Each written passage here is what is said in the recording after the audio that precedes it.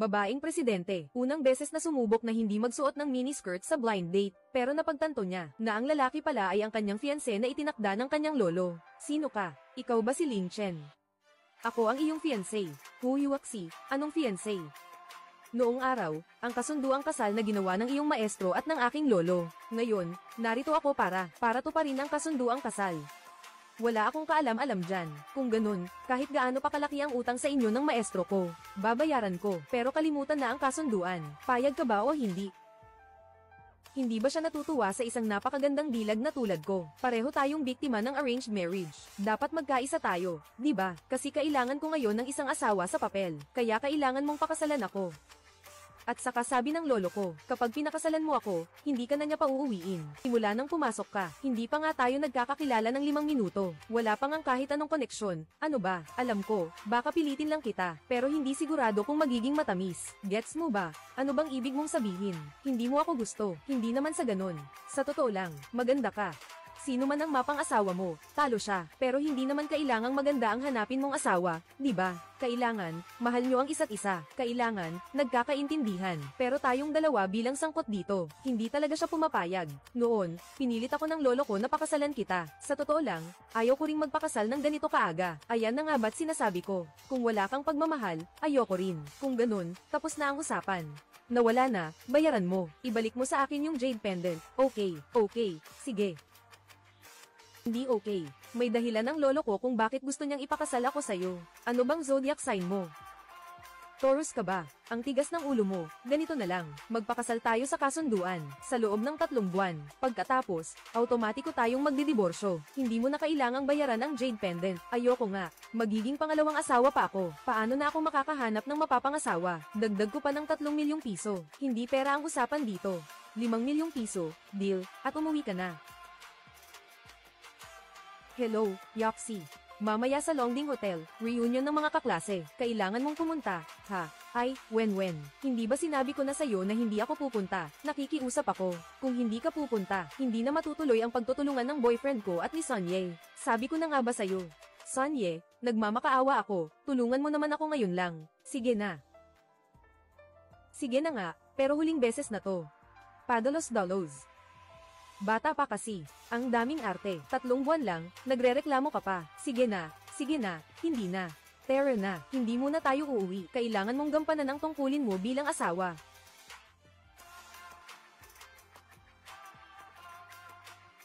Dito.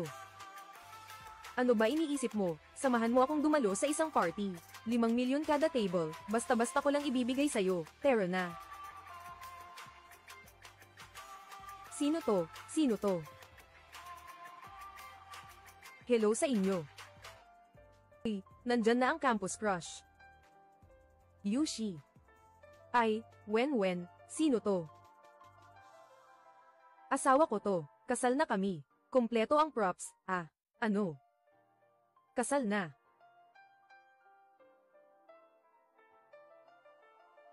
Oy, parang kasal na si Guyushi. Akala mo kung sino kang babae. Kumuha ka pa ng extra para lokohin ako. Akala mo ba tanga ako? Parang ang lapit at natural nila. Hindi mukhang peke. Ang tagal ko na siyang nililigawan. Ngayon ko lang narinig ang tungkol sa kanya. Pare. Tulungan mo ako, para sa kapatid. Handang magsakripisyo para sa kaibigan. Tignan mo nga naman, ang tagal na nating hindi nagkita. Ang ganda-ganda na talaga ng campus crush natin. Aagawan mo ako ng babae.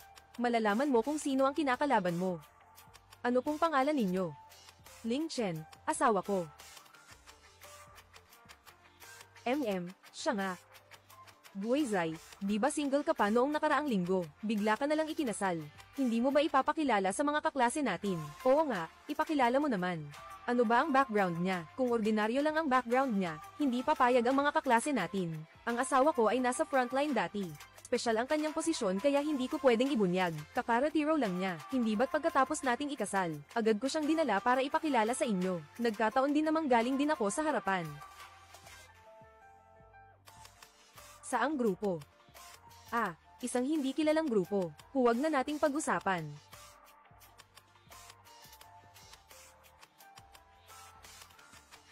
Kapatid, tayong dalawang lalaki, magkahawak kamay lang ba tayo ng ganito? Hindi kaya bagay. Nakakailang na.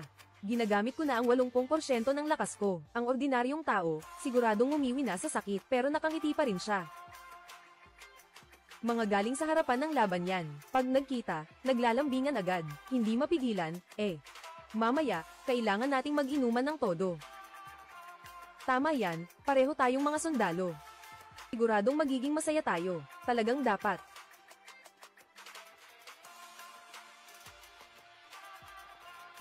Ay, ano nga ulit yung tawag doon? Unang kita, damang-dama. Yan ang nararamdaman ko sa'yo ngayon, kapatid na Zing. Ewan ko kung ganun din ba ang nararamdaman mo sa akin. Parang dati pa rin. Oh, aksidente. Ang lakas naman ng kamay nito.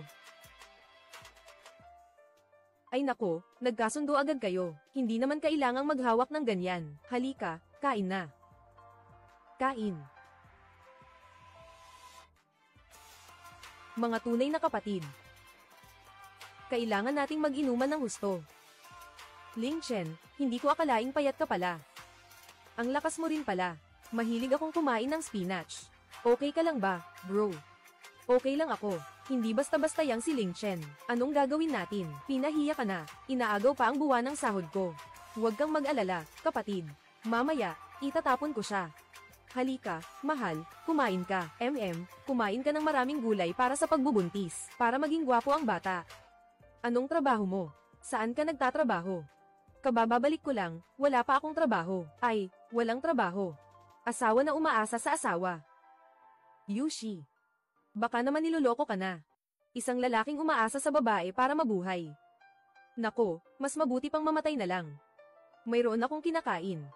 Ikaw, wala. Ang magkaroon ng kinakain ay talento ko. Ang kapal ng mukha mong umasa sa iba. Anong pinagsasabi mo? Kagagaling lang magretiro ni Ling Chen. Nandito lang siya sa amin para mag-adjust, kapatid. Magkaiba kayo ng mundo ni Yushi.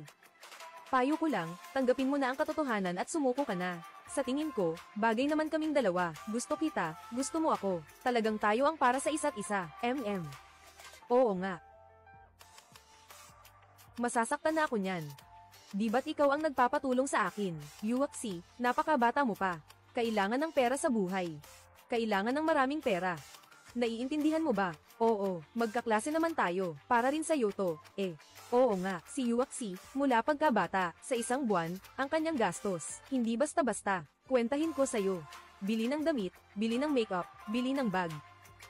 Hindi na ako magtatagal. Isang bag niya, isang taon mong ipunin, hindi mo mabibili. Pero kasal na kaming dalawa. Natural lang na buhayin ako ng asawa ko. Di ba?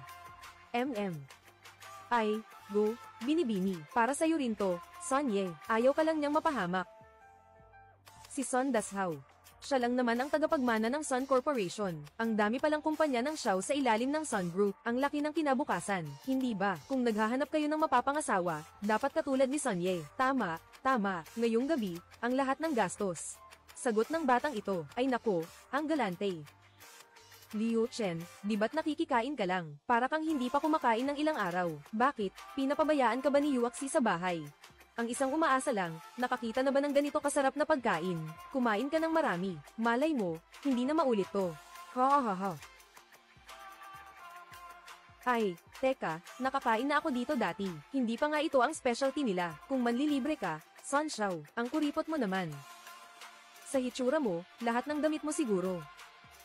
Hindi aabot ng 1,000 yuan. Tapos nakakain ka na sa Longding Restaurant, Black Pearl Restaurant pa. Isa sa top 10 sa buong mundo. Kung ganun.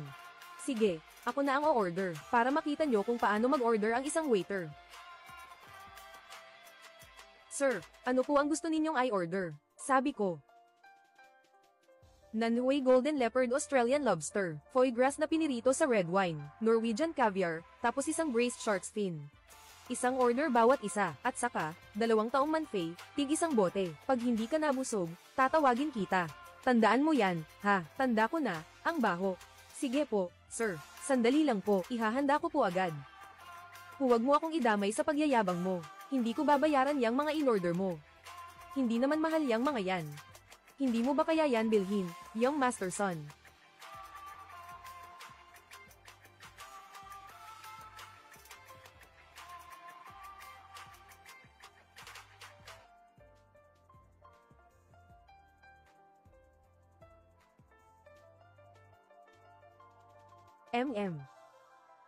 Li Chen.